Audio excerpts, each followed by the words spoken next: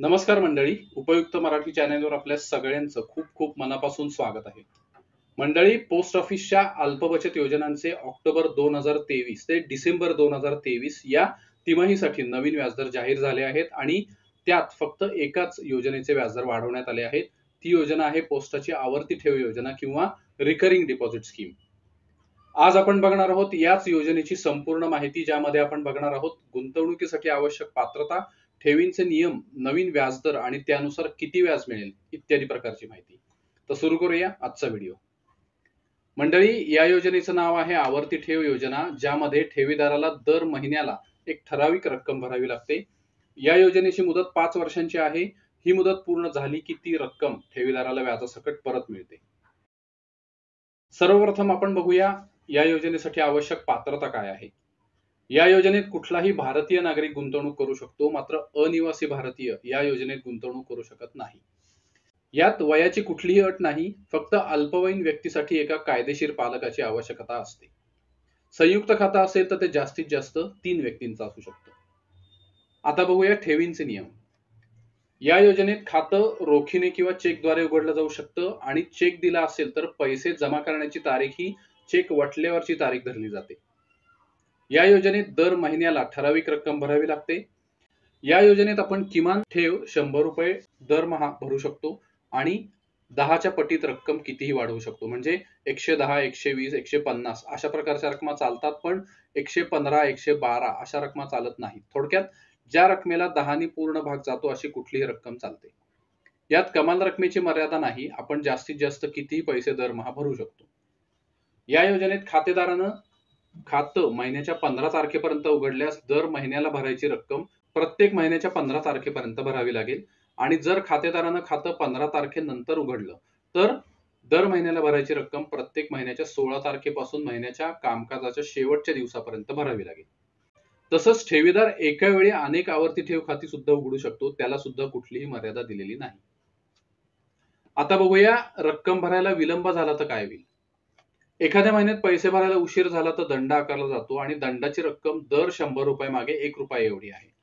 तसंच जर कोणत्याही आवर्ती खात्यामध्ये थकबाकी असेल तर ठेवीदाराला प्रथम थकबाकी दंडाच्या रकमेसह भरावी लागेल आणि नंतर चालू महिन्याची रक्कम भरावी लागेल. उदाहरणार्थ, तुम्ही दरमहा 500 रुपये आवर्ती खात्यात भरत असाल, सप्टेंबर महिन्याची थकबाकी 500 रुपये असेल तर त्यावर नियमाप्रमाणे 5 रुपये दंड म्हणजे 505 रुपये होतील आणि ऑक्टोबर महिन्याची रक्कम 500 रुपये असे एकूण 1005 रुपये ऑक्टोबर महिन्यात आपल्याला भरावे लागतील. सलग 4 महिने पैसे भरायला उशीर झाल्यास खातं तात्पुरतं बंद होतं आणि त्यापुढील 2 महिन्यांपर्यंत ते पुन्हा चालू करता येतं. मात्र या कालावधीत खातं पुन्हा चालू केलं नाही तर खातं कायमस्वरूपी बंद होतं. पैसे भरायला उशीर झालेल्या महिन्यांची संख्या 4 पेक्षा जास्त नसल्यास खातेदार त्या महिन्यांचे पैसे न भरता ठेवीची मुदत तेवढ्या महिन्यांनी वाढवून घेऊ शकतो आणि विस्तारित कालावधीसाठी थकलेले हप्ते जमा करू शकतो. आगाऊ ठेव. या योजनेचं एक वैशिष्ट्य म्हणजे ठेवीदार या योजनेत दरमहा पैसे भरण्याऐवजी काही रक्कम आगाऊ सुद्धा भरू शकतो, म्हणजे ऍडव्हान्स मध्ये भरू शकतो आणि अशी आगाऊ रक्कम भरल्यास त्यावर काही प्रमाणात सूट मिळते. जर ठेवीदाराने किमान 6 महिन्याची रक्कम आगाऊ भरली तर त्याला त्यातील एका महिन्याच्या रकमेवर 10% सूट मिळते आणि किमान 12 महिन्यांची रक्कम आगाऊ भरली तर त्यातील एका महिन्याच्या रकमेवर त्याला 40% पर्यंत सूट मिळते. हे आपण एका उदाहरणाद्वारे बघूया. जर ठेवीदाराने दरमहा 500 रुपये असे 6 महिन्यांचे 3000 रुपये आगाऊ भरले तर त्याला 1 महिन्याच्या रकमेवर म्हणजे 500 रुपयांवरती 10% म्हणजे 50 रुपये सूट मिळेल. म्हणजे त्याला 3000 रुपयाऐवजी 2950 रुपये भरावे लागतील.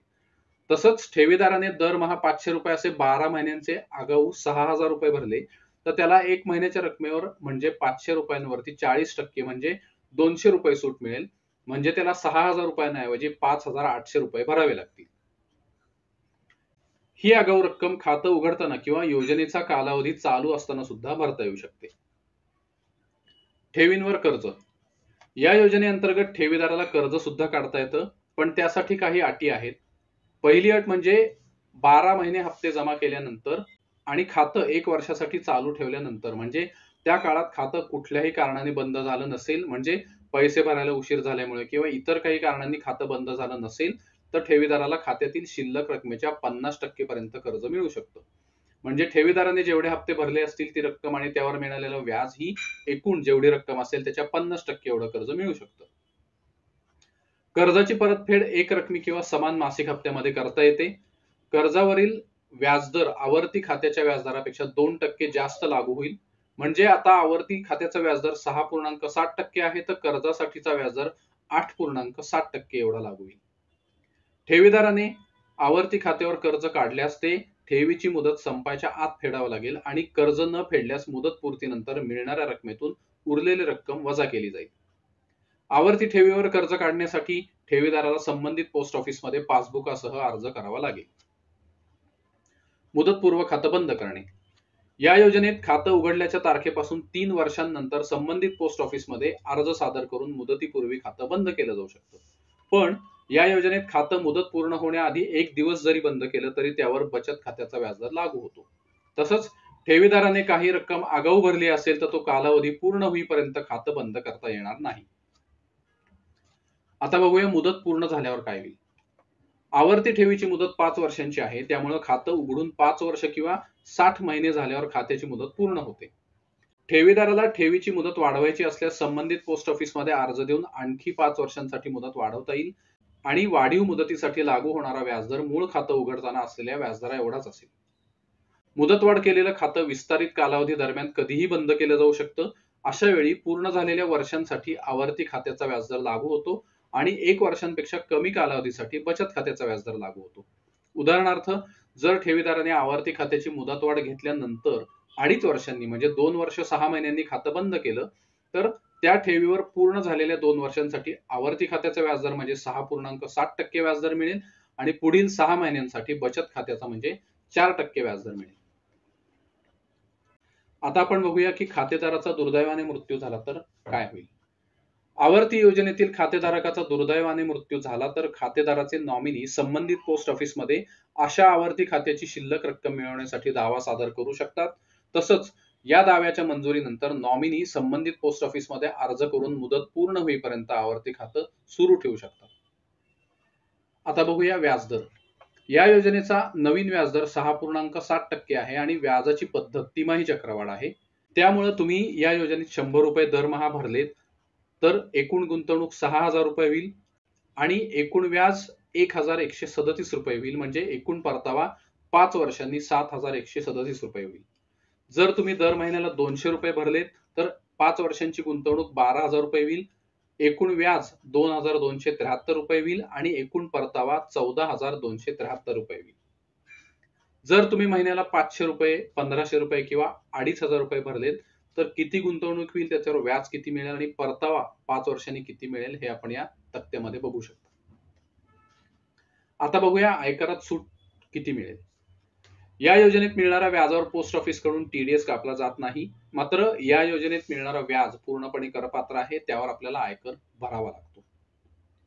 आता बघूया कागदपत्र काय द्यावी लागतात. कागदपत्रांमध्ये आता आधार कार्ड आणि पॅन कार्ड अनिवार्य केलं आहे.